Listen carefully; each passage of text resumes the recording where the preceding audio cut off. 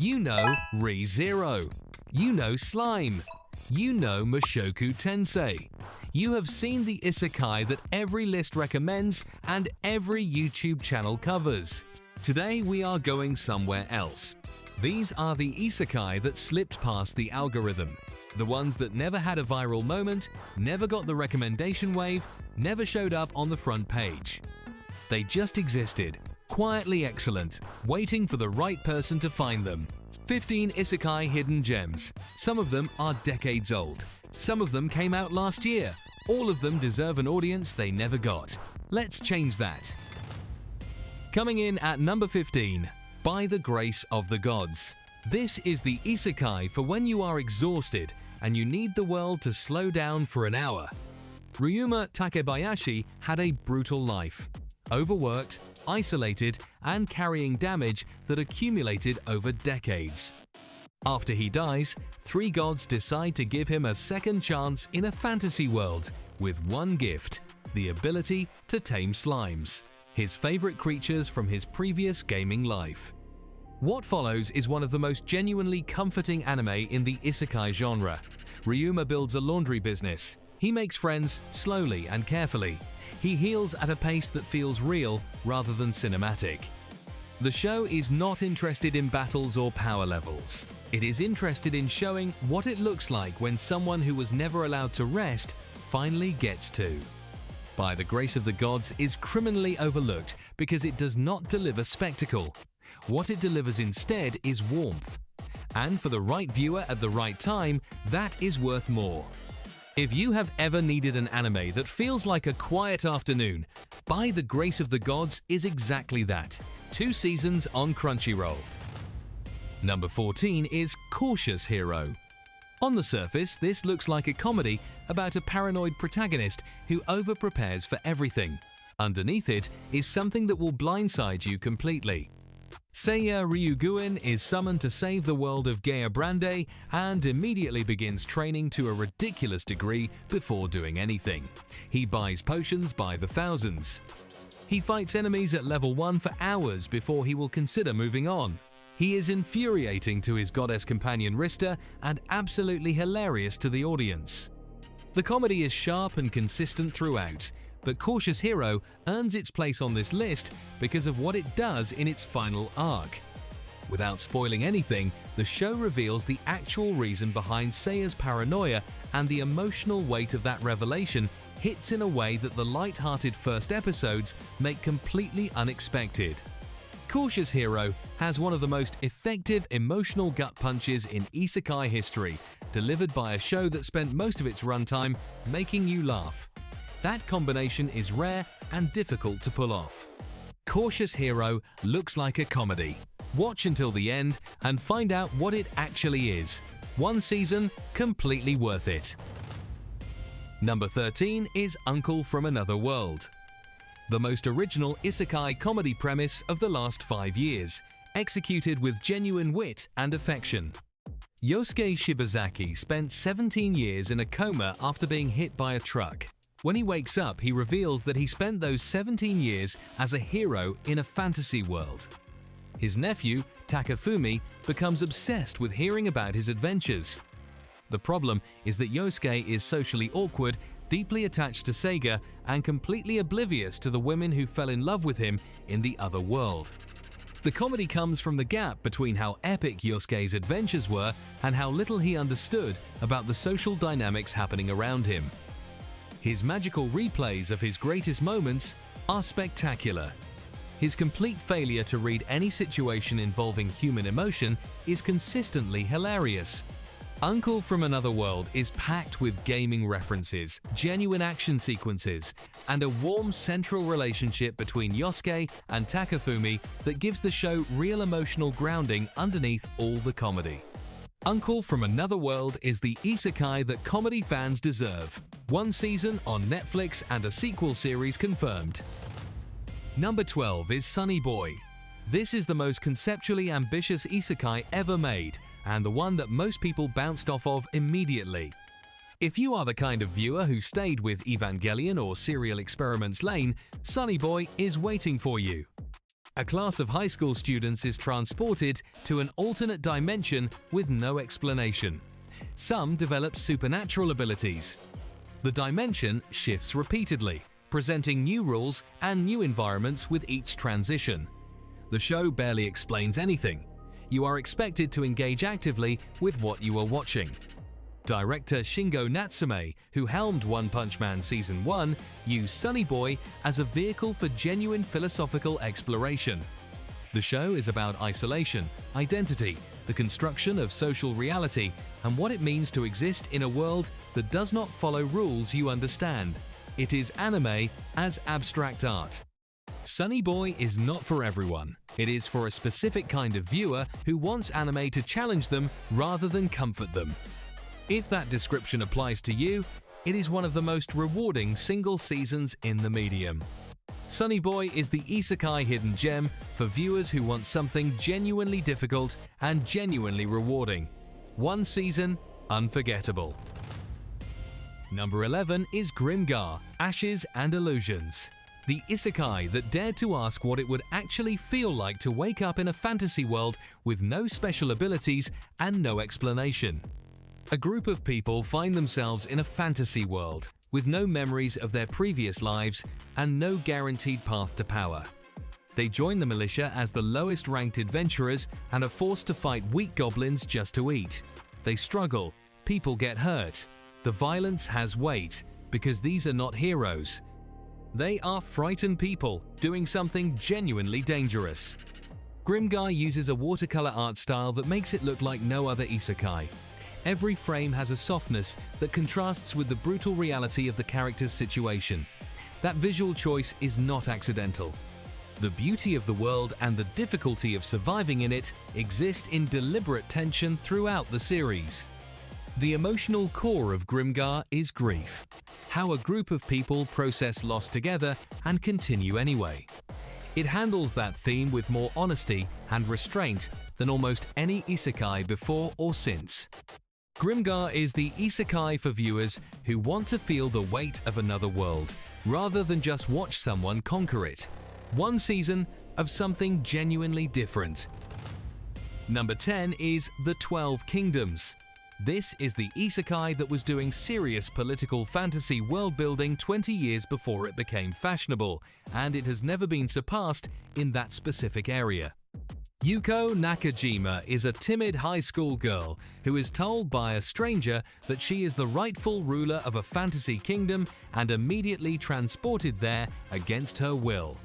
She spends the early episodes lost, terrified, and trying to survive in a world with no interest in making things easy for her. The 12 Kingdoms is built on genuine research into Chinese and Japanese historical governance, mythology, and political philosophy. The kingdoms have real economies, real succession laws, real bureaucratic structures.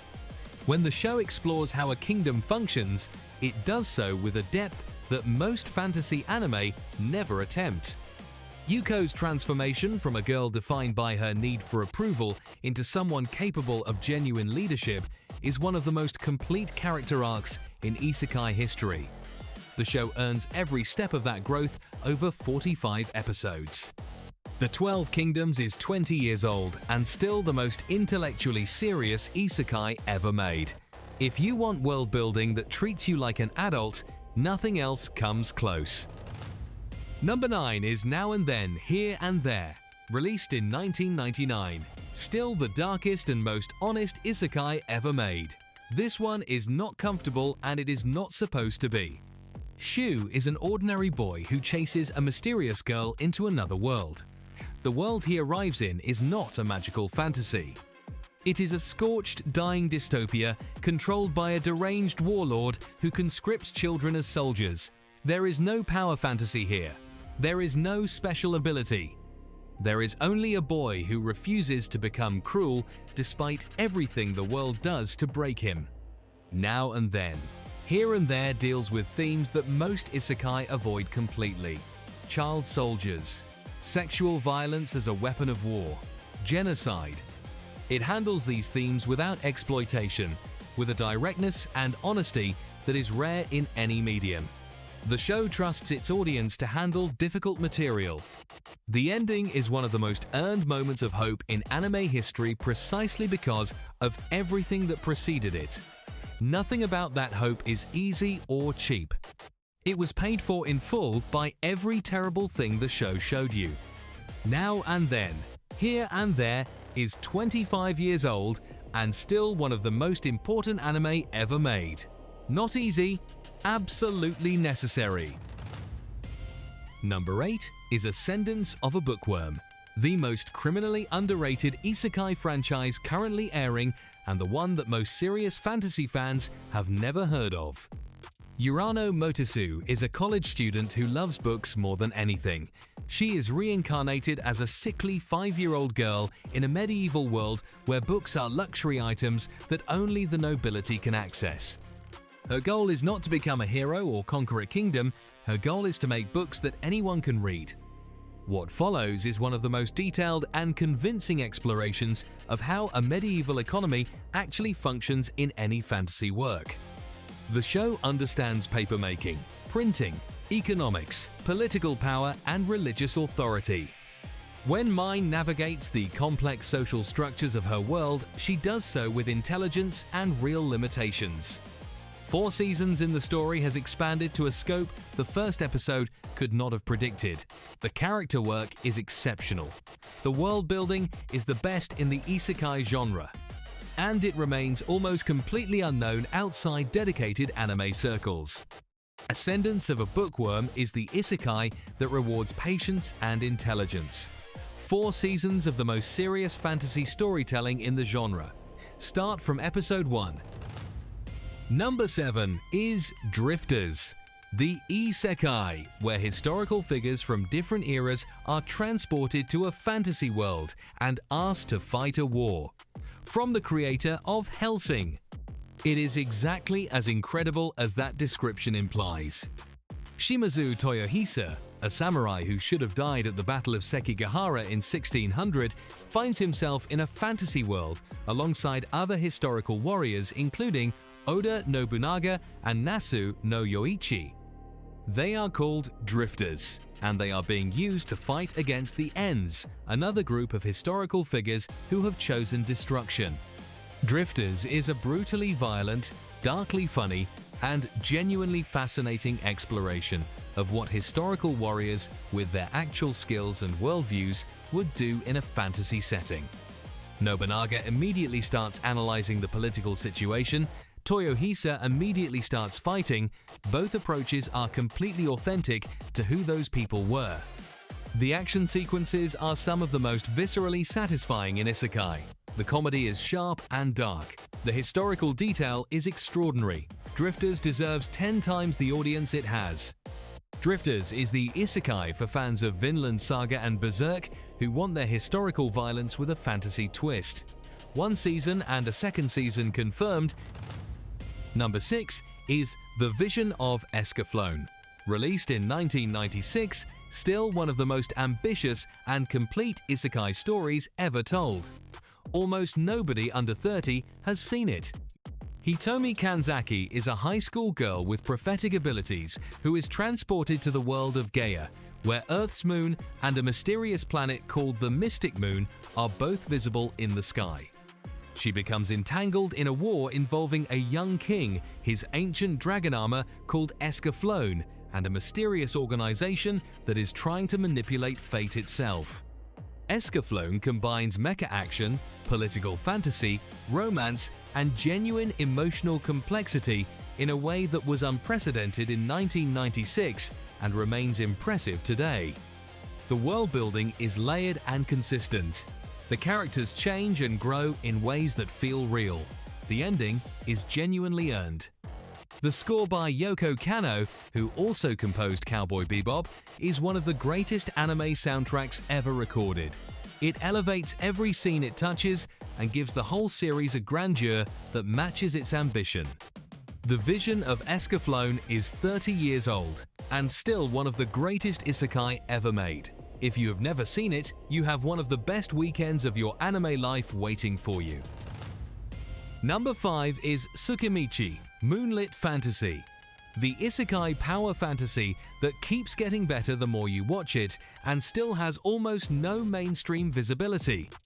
Makoto Misumi is summoned to a fantasy world as a hero by a goddess who immediately rejects him for being too ugly by her standards and banishes him to the farthest corner of the world.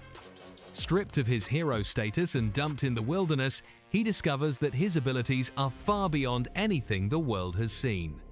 Tsukimichi earns its place on this list because it takes the power fantasy premise and builds genuine character and world complexity on top of it. Makoto is not just powerful.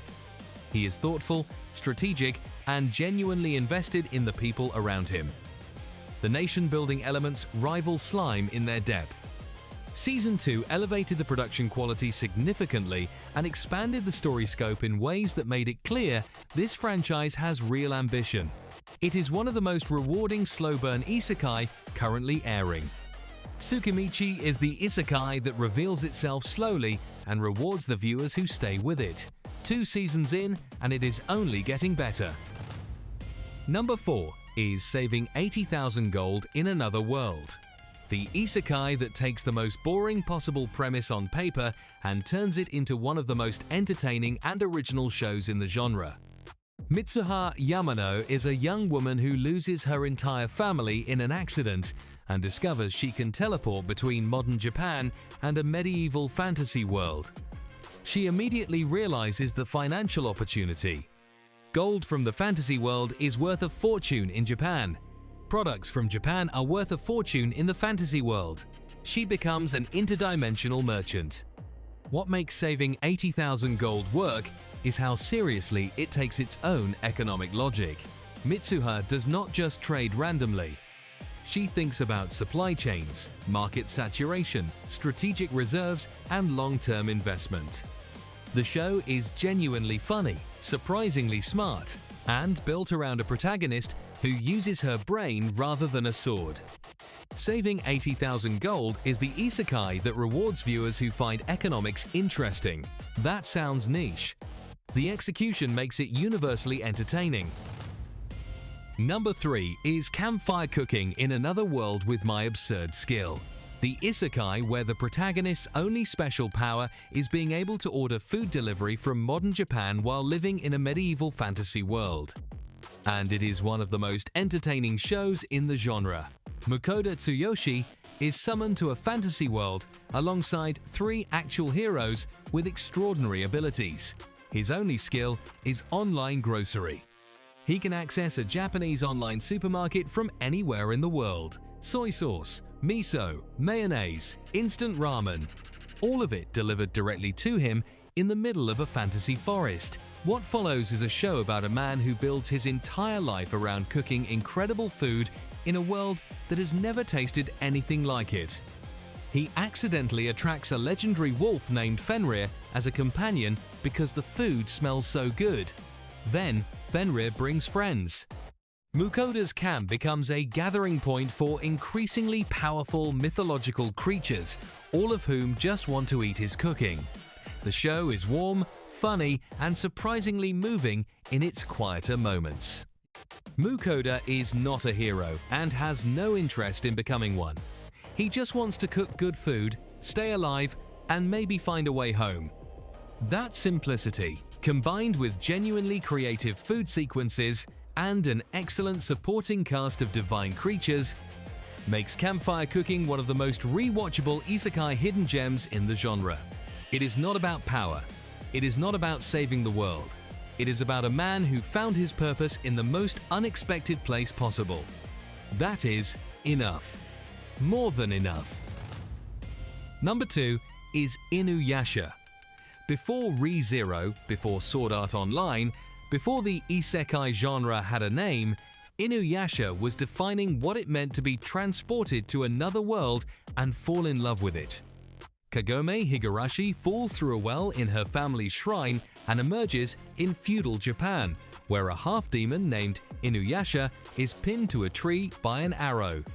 The Shikon Jewel, a powerful artifact that was hidden inside Kagome's body, shatters, and the two are forced to work together to collect the fragments before they fall into the wrong hands.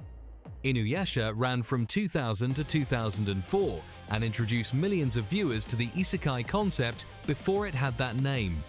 The combination of feudal Japanese setting, demon lore, action sequences, and genuine romantic tension between Kagome and Inuyasha created a template that the genre has been building on ever since. The complete series, including the final act, which wraps up the story properly, is available on Crunchyroll and Netflix. For viewers who grew up with it, this is pure nostalgia. For viewers who never saw it, it is a formative piece of anime history that holds up better than most things from its era.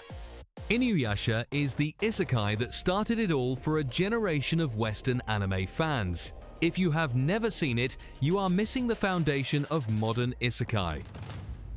And the #1 isekai hidden gem that slipped past everyone is the Faraway Paladin.